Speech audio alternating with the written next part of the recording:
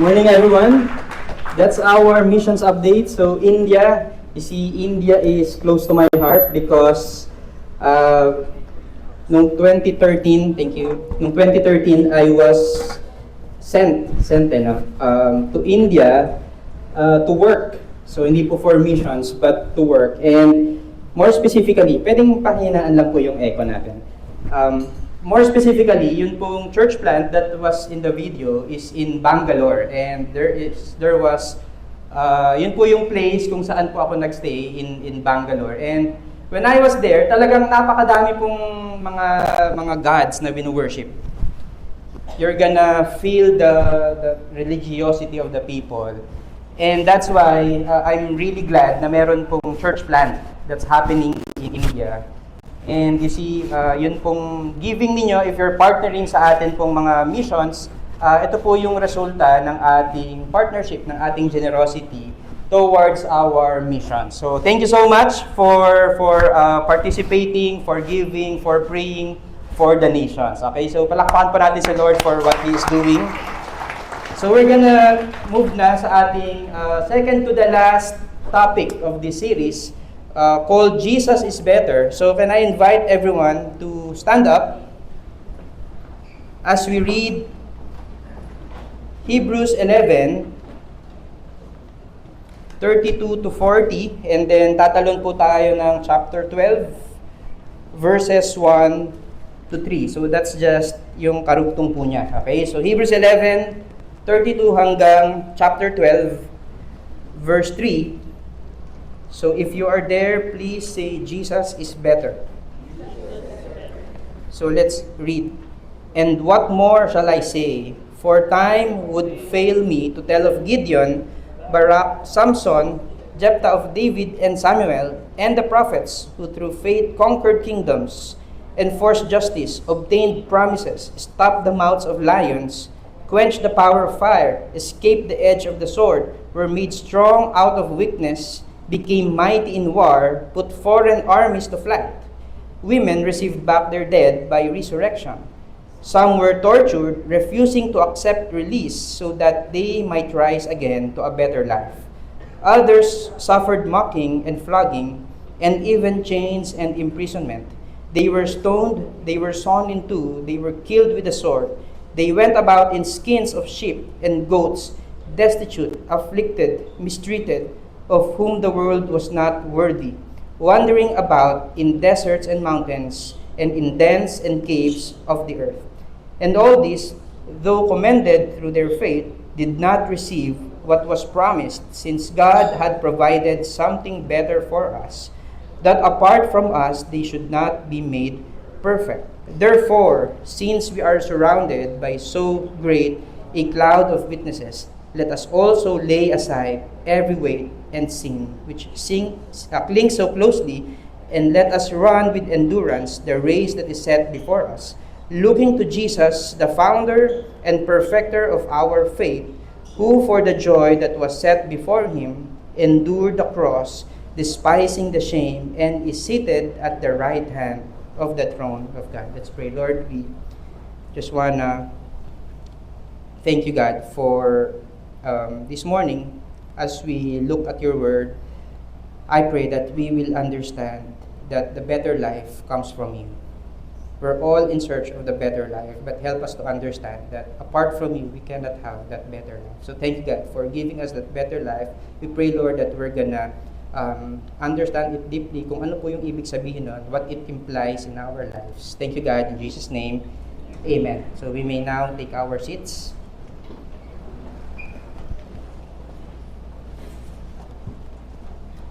So we're down to the last two na topics po natin sa ating Jesus is Better na series. And sino po dito, you're familiar, alam niyo po sa Pilipinas, di ba? Marami po tayong mga game show. And familiar po kayo sa mga game shows like this. Yan. So sino po yung nakanood na ng mga ganitong games? Can you raise your hands? Yan. Sino po yung sumali na kayo? Yan, nung nakasali na kayo sa games na ganyan. You see, di ba, pagka meron pong mga ganyang mga palabas, madaming choices, di ba? Maraming mga choices, papapiliin ka kung ano yung, kung nasaan sa tingin mo yung jackpot. Okay? Alam niyo po ba yan? Nakaka-relate. So, pipiliin kung nasaan yung jackpot. Tapos, pag may napili ka na, o-offeran ka ngayon ng pera. 10,000, 20,000. Kasi ang gusto nila, parang mamili ka. Ano ba yung better? Okay? Is it the cash? Or is it the content of the box? Tama? So ngayon, sino po dito, nung nanonood kayo niyan, medyo kinakabahan kayo? Parang kabadong-kabado ka kasi syempre may 2 million sa loob. Tapos 'di ba, i-interviewin yung contestant. Sasabihin, pag nanalo po kayo ng 2 million, saan niyo po gagamitin yung pera? So, ano yung kadalasang sagot? Kadalasang sagot, bibili po ako ng bahay, okay? Magpapatayo po ako ng negosyo, magsisimula po ako ng negosyo. And so, basically, what ang gusto po ng contestant is a better life. Okay, tapos, edi unti-unting bubuksan. Diba? Pag bubuksan na, ganyan, biglang isasara. Sure ka na ba? Biglang may ganun, di ba? Yung minsan, kabadong-kabado ka na, kahit hindi ka naman mananalo ng 2 million. Tapos, minsan, ang pinaka-nakakainis, yung bubuksan ganyan, tapos isasara ulit. Commercial po muna, di ba? Magbabalik po muna tayo after this commercial break.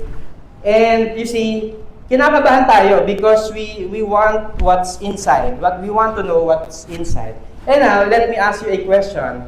What if, yun pong box, ang question, kung ikaw yung contestant, would you be confident dun sa pinili mong box? Transparent yung box. You can look kung ano yung pipiliin mo bago ka mamili ng box. What if transparent yung box? So, question, will you be confident dun sa pinili mong box? Sino po yung yes? Yes. Yung iba, hindi pa din. Ano kaya yung laman? Ganun, di ba? Siyempre, kapag transparent yung box, you're gonna be confident of the choice na pinili mo, yung pinili mong box na may laman siyang pera, okay? And you see, yun pong Book of Hebrews, it's basically like that. Kasi, yung author, ang sinasabi niya, ito yung mga reasons kung bakit Jesus is better. Jesus is better than the angels, He is the better Moses, He is the better Sabbath, He is the better high priest, and so on and so forth. So that, confident po tayo, maging confident po tayo that in Christ, we have the better life. Piliin natin si Jesus because in Jesus, we have the better life. And this is the what I want to start with. The better life that we are all seeking for is found only in Christ. It's found only in Christ. And that's what we're gonna talk about today. Ano po yung ibig sabihin nun? What can we be confident knowing that in Christ we have the better life? So the first one, because we have a better life found in Christ, number one, we can be confident to choose to honor God regardless of the result. So we're gonna be confident to choose to honor God regardless of the result. So in Hebrews 11, starting from verse 32, yun pong binasa natin kanina, we're gonna see two groups of people. So yung unang grupo ng mga tao, ito po yung mga tao that were able to achieve victories through faith. Okay, victories through faith. So Hebrews 11:32, it says, "And what more shall I say?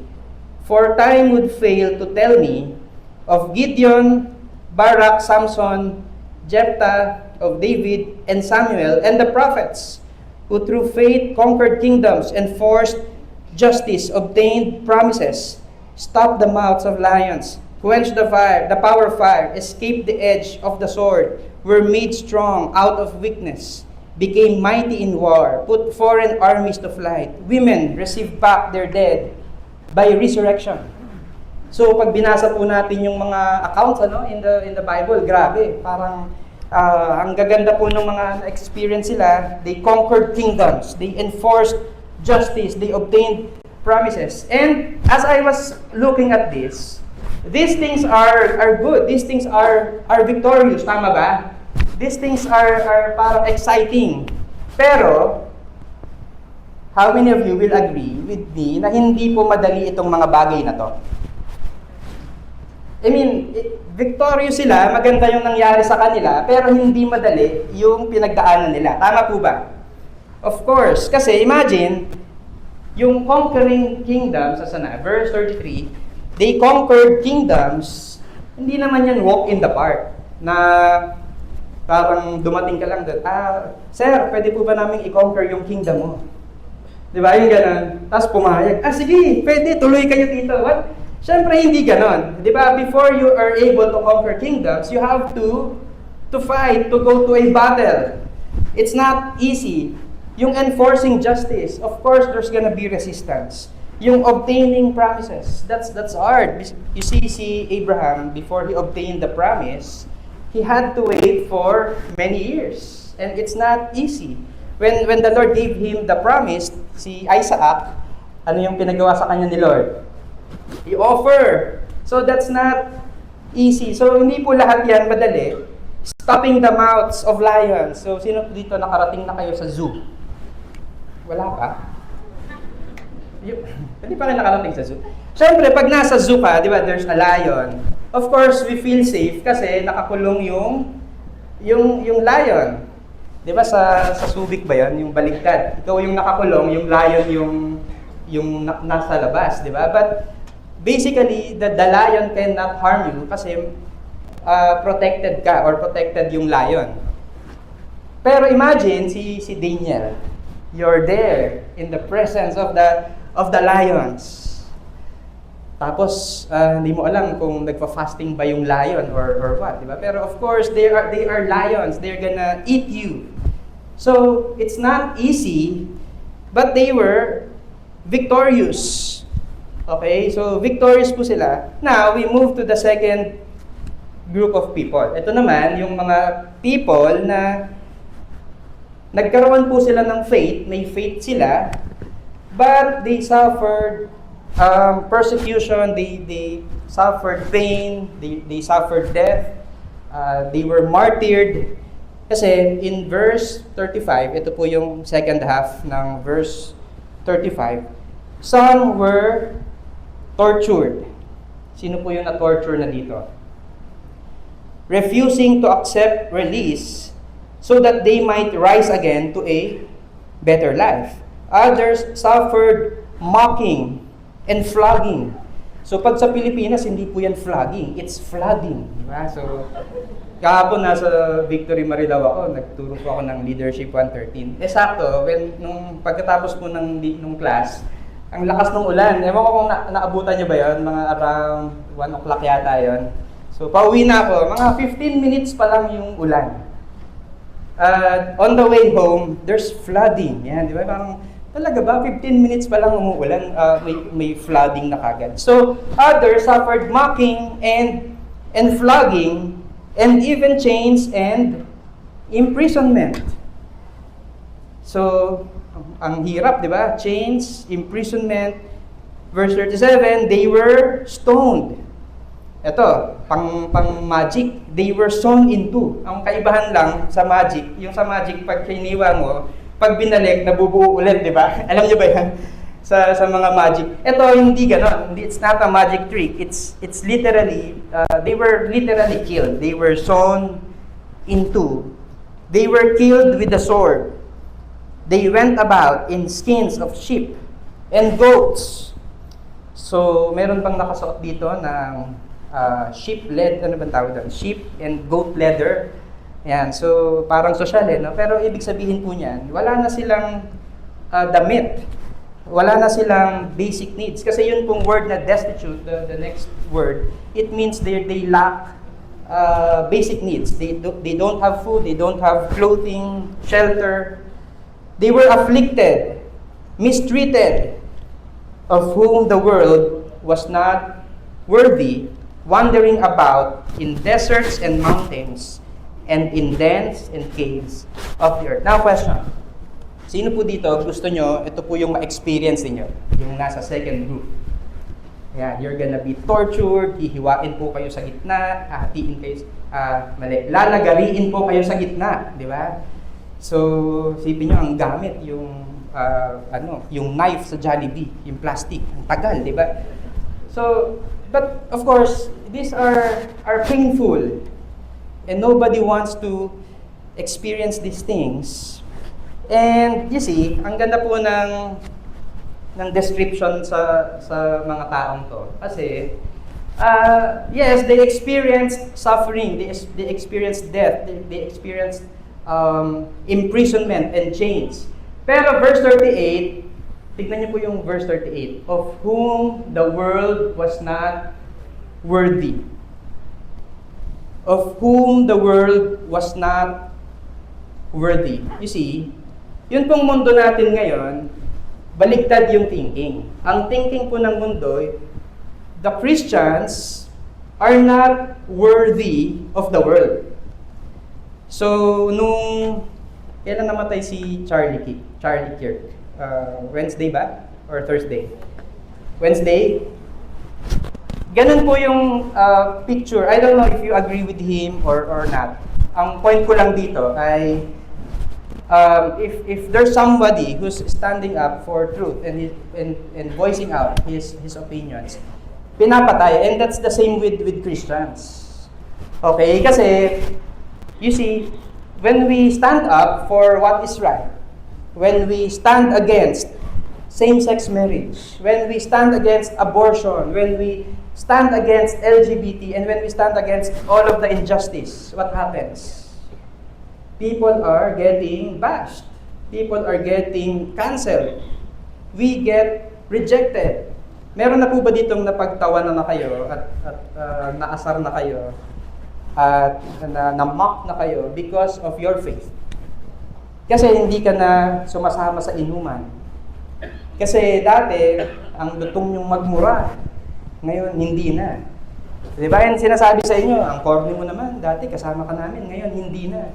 So, ang ibig sabihin po nun, we are not, the world thinks that we are not worthy of the world. We are not worthy of the world. And yet, yun pong opposite ang sinasabi ni Lord. Ang sabi po sa Bible, of whom the world was not worthy. Baligtad, ibig sabihin, hindi ka worthy dito sa mundo na to. Sino po dito yung mga magjowa? Can you raise your hands? Yan. Magjowa? Wala. Or hindi lang kayo proud, nahihiya lang kayo na kasama mo yung jowa mo. Sabihin mo nga sa kanya, alam mo, hindi tayo bagay. Hindi tayo bagay, hindi sa isa't isa. Hindi tayo bagay sa mundo na to. The world was not worthy of us. In fact, the New Living Translation, ito po yung translation niya. They were too good for this world. We are not worthy of this world. Bakit? Saan tayo bagay? Bagay tayo sa eternity. Together with the Lord. Alright? So they were not worthy of this world.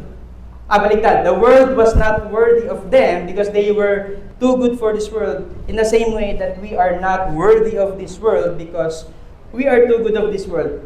And take note, okay? Importante po ito. We are not, the world was not worthy of us, not because we're innately good, not because we are really good, but because of the love of God who saved us. Nagigets po ba? So, nakakalito na ulit. Yun pong mundo, ang tingin sa atin, hindi tayo karapat-dapat na nandito sa mundong ito. We are not worthy to be here in this world because of our different value systems, of our different beliefs. Because we are standing up for righteousness and for what is right, for our faith. But the Lord says, baligtad, the world was not worthy of us. Not because we are good, but because of the love of God. And because of that love of God, we have been set apart, made different of this world. And now, because of that, the world is not worthy of us. they were too good. We are too good for this world. Gusto niyo ba yan? Parang exciting yan, di ba? Yung parang, pag tinignan mo yung katabi mo, parang talaga ba? Mukha ka bang too good for this world? Parang hindi naman. But then, it's because of God, because of the love of God that made us new and made us different and set apart and holy, that we are called too good for this world. And you see, kanina, sabi ko po, merong dalawang categories. The people, yung unang category ng mga tao, the people who experienced something good through their faith. Yun po yung kanina. Now, there's another group of people, ito pong nasa mga verses na to, the people who experience the bad things. Even though na meron po silang faith. And as I was studying this, na-realize ko, mali pala ako. Hindi pala dapat ganun yung pag-categorize sa kanila.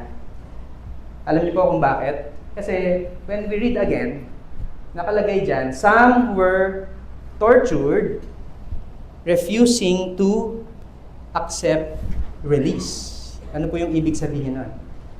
Tino-torture sila, but because they refuse to accept release, yung ibig sabihin po niyan, they have a choice. And probably, syempre hindi natin alam exactly what happened. But probably, they were given a choice to abandon your faith.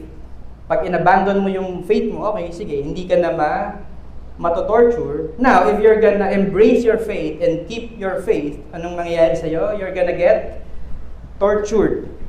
So, they had a choice, but they refused to accept release. So, ano po yung nangyari sa kanila? They were tortured. Ang question, if you have a choice, what are you gonna choose? Sino po dito, you're gonna choose to be tortured and embrace your faith and get tortured na lang?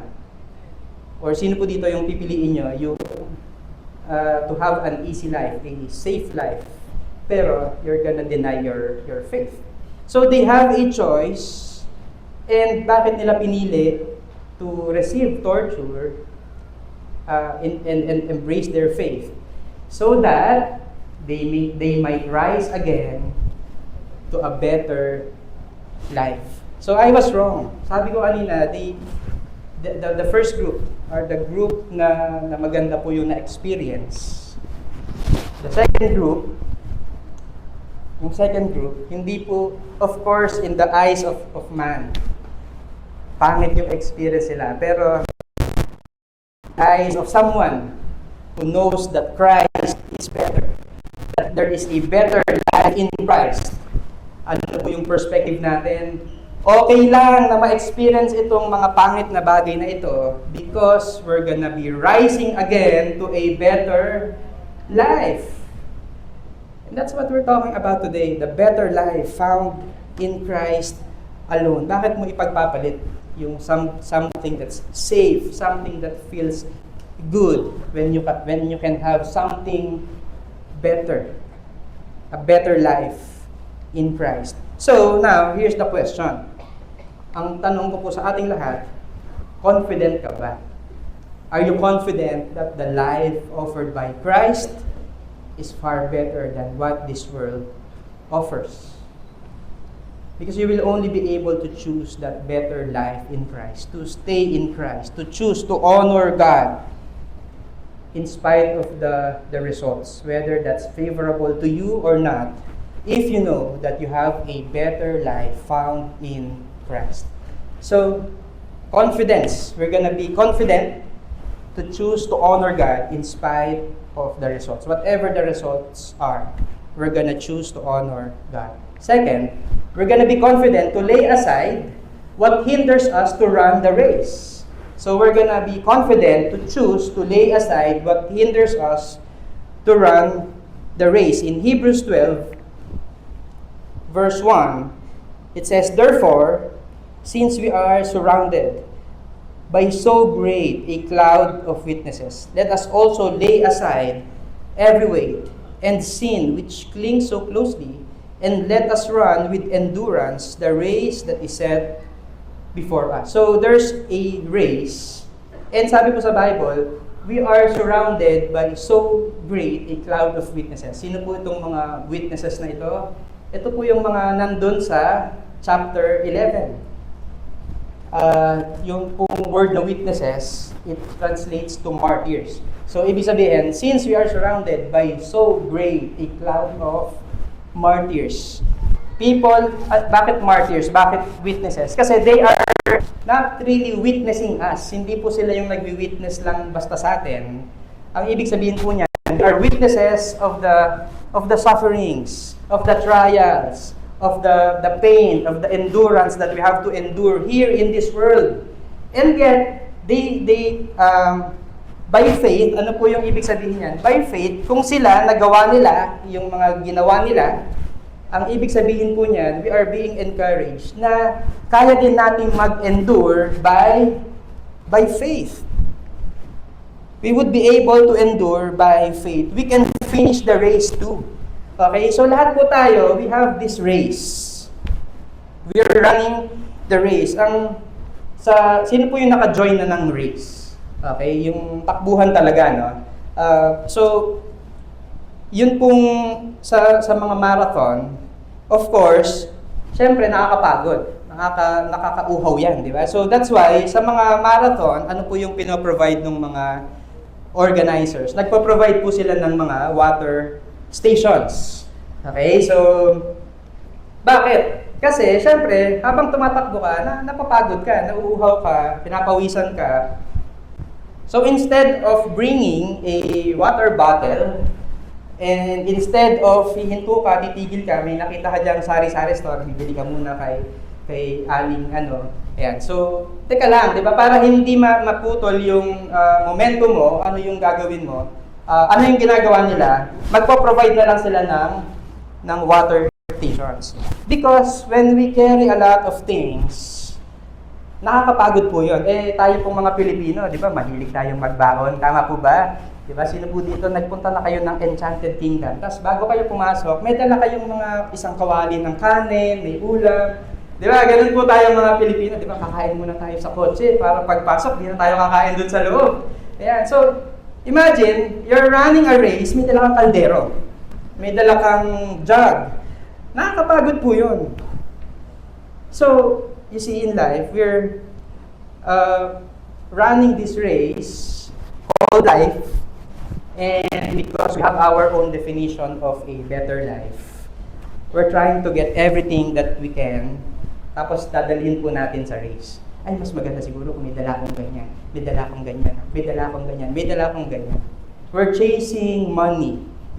We're chasing comfort. We're chasing fame. We're chasing power. We're chasing a lot of things.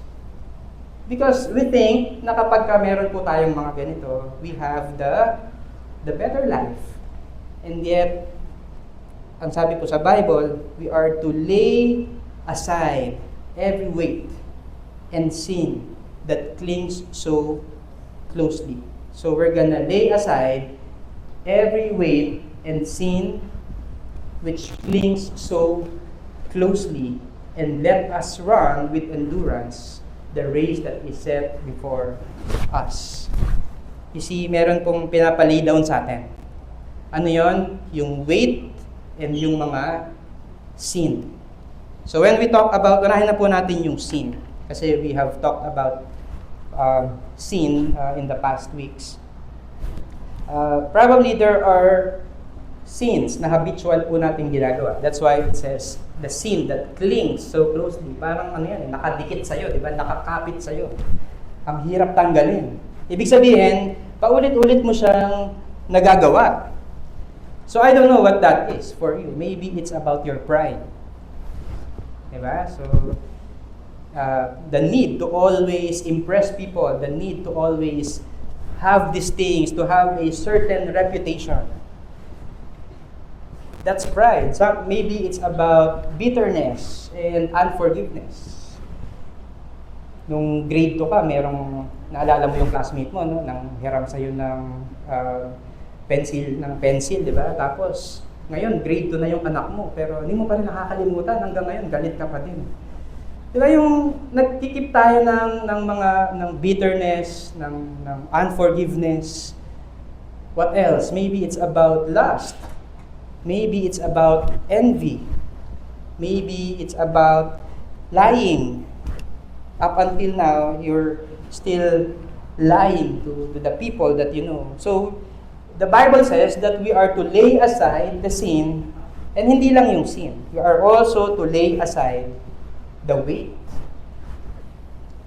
So, yung weight, hindi po ito necessarily sin, but there are certain weights that the Lord wants us to lay aside.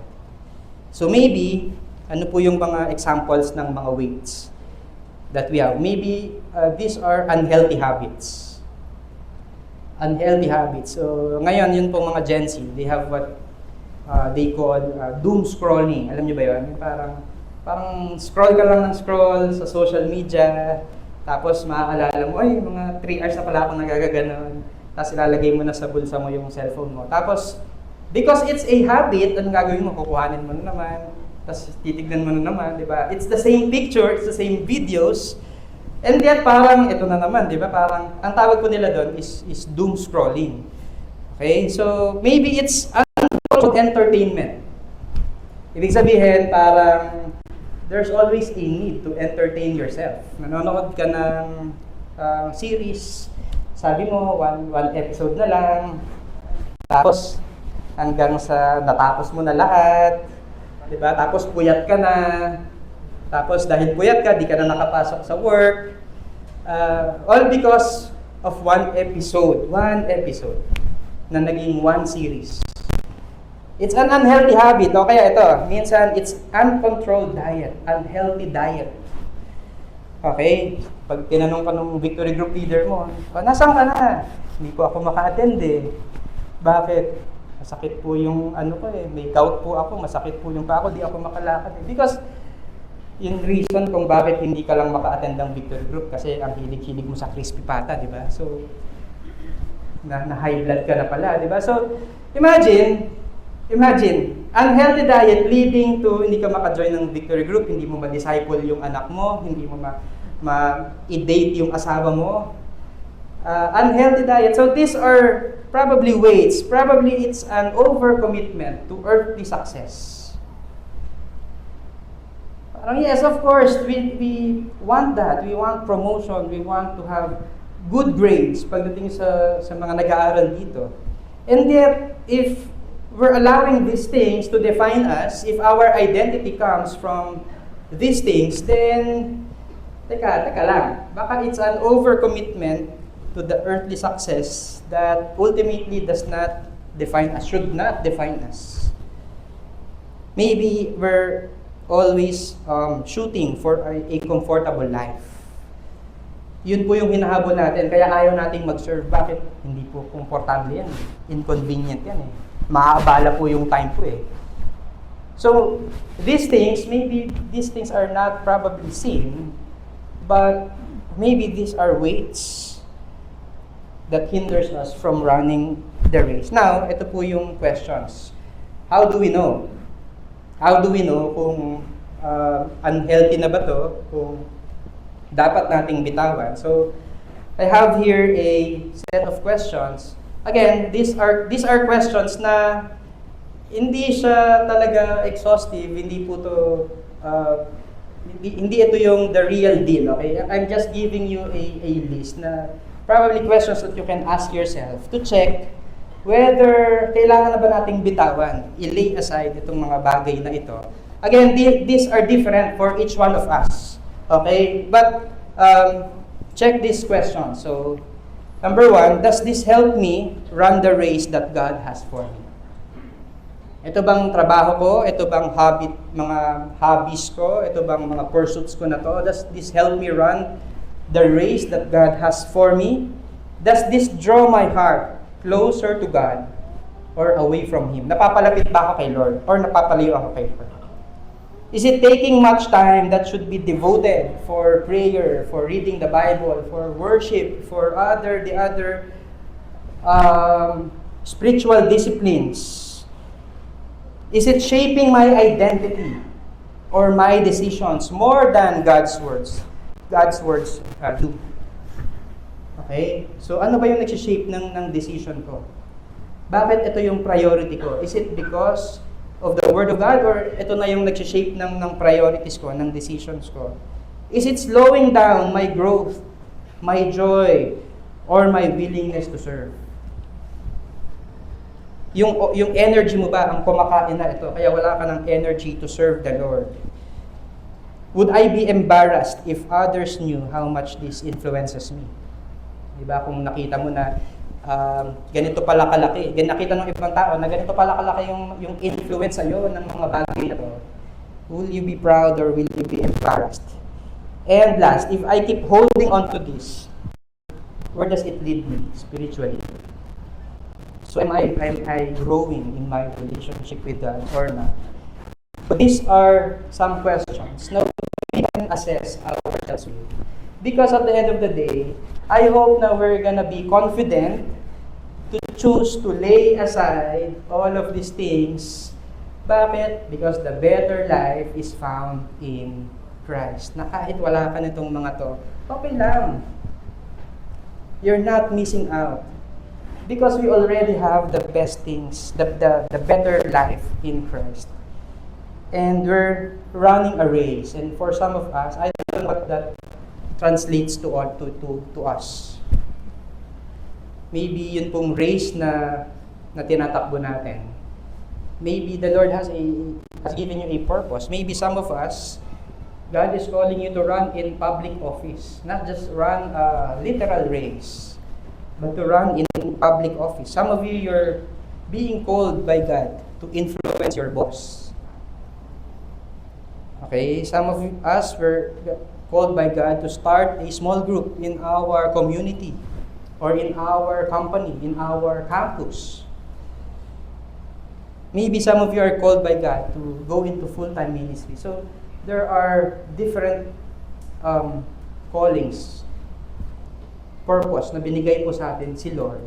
Ang question, are you able to run that race without hindrance? Kasi kung mayroong mga hindrance, let's assess ourselves. Is it sin or is it the weights that we refuse to lay aside?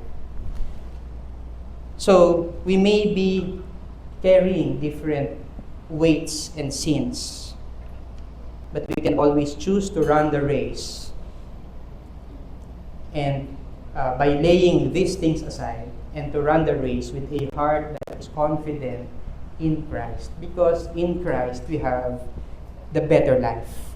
Okay po ba yan? And lastly, number 3, as I call our keyboardist, we're gonna have the confidence to choose to fix our eyes on Jesus.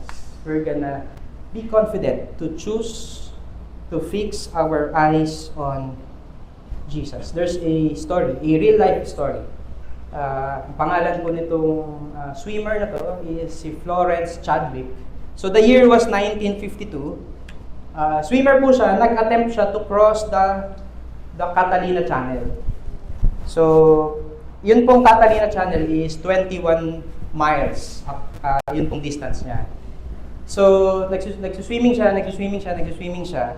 The thing is, because of the thick fog and the alarm, yan. So, the MDRRMC alarm. Ano po yung nangyari? Na-distract si Florence Chadwick. Hindi niya natuloy yung kwento niya. Hindi. Na-distract because of the thick fog, hindi niya makita ngayon yung finish line. So, syempre, ang hirap, di ba, kapag dagat, puro tubig lang yung makikita mo. Walang landmark. Unlike kapag tumatakbo ka sa lupa, medyo somehow may idea ka kung malayo pa or malapit na because of the landmark. Pero pag nasa dagat, ang hirap po nun. So, swimming siya, aabutin niya yung dulo ng Catalina Channel. It's just that because of the thick fog, hindi niya makita yung finish line. And so, she gave up. Alam niyo po, she found out kung gaano kalayo na lang siya. less than 1 mile. Imagine, nag-swimming ka 20 miles. 21 miles yung total. So there's just 1 more mile na hindi niya natuloy because she was not able to see the finish line. And so 2 months later, ano po yung ginawa niya? Nag-attempt po ulit siya to cross the Catalina Channel. And this time, ano po yung nangyari? She was able to finish. Bakit? Wala na bang fog? Meron pa din. Mas maiksi na ba yung distance? Hindi. Same distance. Ano po yung difference? During the interview, ang sabi po niya, I was able to cross the Catalina Channel this time because I kept a mental image of the finish line in my mind. So, ibig sabihin, hindi pa rin niya kita yung finish line, literally. But she has a mental image of what the finish line looks like. And because of that, she kept on swimming and swimming and swimming until she reached the finish line. You see, when the finish line feels far and endurance gets stuck. Sino po dito you believe that endurance gets stuck if you don't know where the finish line is? Di ba ang hirap kapag may finish line, kapag hindi mo nakikita yung finish line, ang hirap mag-endure. Pero ito yung encouragement. Keep your eyes on the one who finishes what he started. And of course, that's none other than Jesus. Because Hebrews 12 verse 2 and 3 it says, looking to Jesus, the founder and the perfecter, ibig sabihin po ng perfecter, the one who completes, the one who finishes our faith, who for the joy that was set before him endured the cross, despising the shame, and is seated at the right hand of the throne of God. Consider him who endured from sinners such hostility against himself, so that you may not grow weary or faint-hearted. The Bible tells us to fix our eyes on him, to look to Jesus, and in other translations, to fix our eyes on him. You see, ano po yung ibig sabihin ng word na fix? Ibig sabihin, wala ka ng ibang titignan. Fix your eyes on Jesus. Because if we're not gonna fix our eyes on Jesus, the temptation is we're gonna look elsewhere. Nakikita mo yung things of this world, the distract ka. Nakikita mo yung impossible situation that you are in and you're gonna give up. Just like si Florence Shadley, parang ang hirap naman, pagod na ako, parang ang layo pa, and she gave up. You're gonna see the people who don't like you, people who will bash you, people who will persecute you. And maybe they will discourage you. And maybe you're gonna focus on the people that cheers on you. Ang problema, paano kapag hindi ka na nila chini-cheer? Ano kapag may iba na silang focus? So, mag-give up ka na rin. So that's why we are called to look to Jesus, to fix our eyes on Jesus. And can we do this for a minute? Can everyone close your eyes? Sabi ko sa Bible, Jesus, the founder and the perfecter of our faith. And we're gonna picture Jesus on the cross. Sige po, let's picture Jesus on the cross. Pero he's not just on the cross, suffering. Yes, he is suffering. But picture Jesus on the cross na meron pong joy in his face. Because the Bible says, for the joy that was set before him, endured the cross, despising the shame. Ibig sabihin, the joy that was set before him overshadowed the shame that the cross brings. And you see, ano po yung joy niya? Ang joy niya is us. Ang joy niya is us, to see us redeemed, together with the Father, free from the sin, free from death, liberated from all the bondages of our brokenness. That's His joy. And we also see Him seated at the right hand of the throne of God, which means that He is victorious. Can you picture Him, Jesus, seated at the right hand of the throne of God, victorious, which means na yun pong ine-endure natin ngayong mga panahon na to, it's not nonsense. It's difficult, yes, we endure the pain, we endure the sufferings, and yet we see Jesus seated at the right hand of the throne of God, which means that He is victorious. Verse 3 says, "Consider Him who endured from sinners such hostility against Himself, so that we may not grow weary or faint-hearted."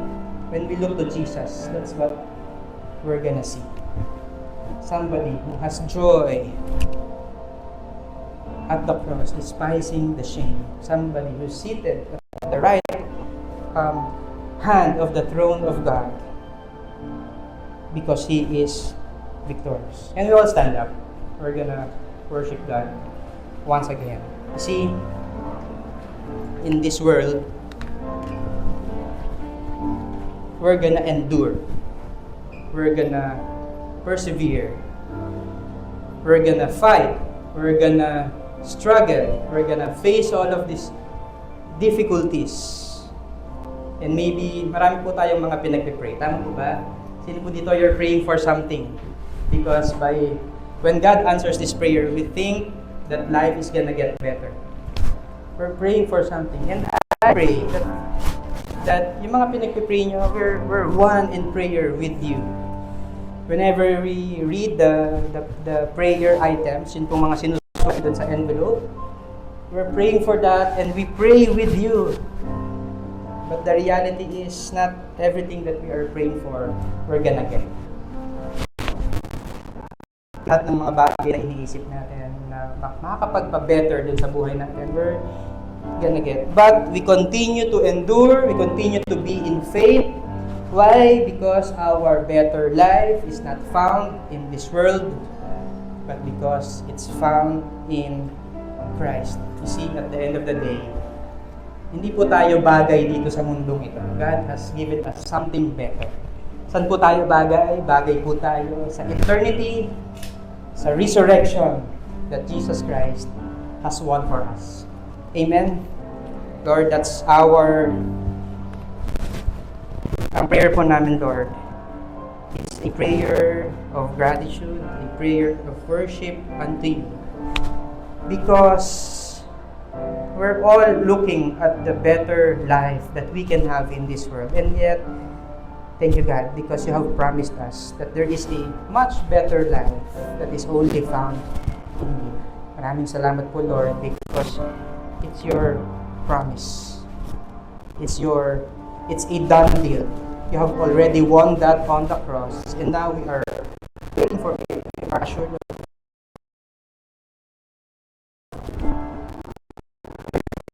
enduring, we are persevering because it's you. We have done this out of your love for us. In Jesus' name we pray. Amen. Let's worship God.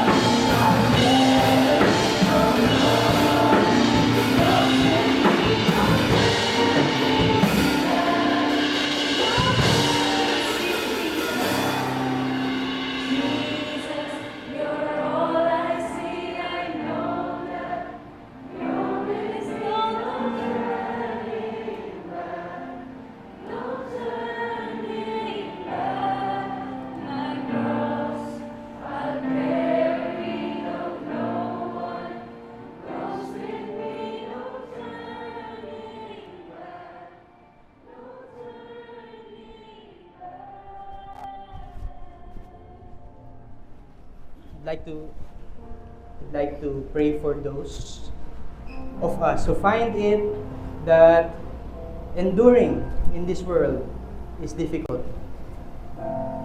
Why? Because we have our own ideas of what the better life is.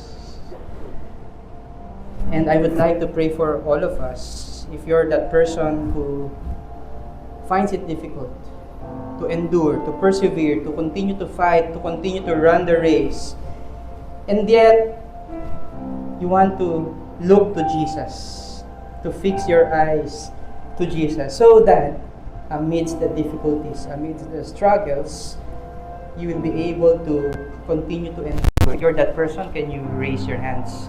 I'd like to pray for you. Lord, you see all the hands that are raised. We admit, God, we're distracted by the many things in this world that we find that we think that will make our life better. And Lord, ang hirap i-lay aside. Ang hirap gumawa ng tamang decision. Ang hirap mag-fix ng eyes namin sa iyo because we are looking at all of these things. And yet, Lord, today, we're asking you for that grace. For that grace to say no, to lay aside these things, to look at you, to fix our eyes on you, to continue to honor you regardless of the result, because we are sure, we are confident of you, of your goodness, of your love for us, that in you we have the better life. Maraming salamat po, Lord, because all of this we will be able to do through you, Lord. Thank you, God, in Jesus' name. Amen.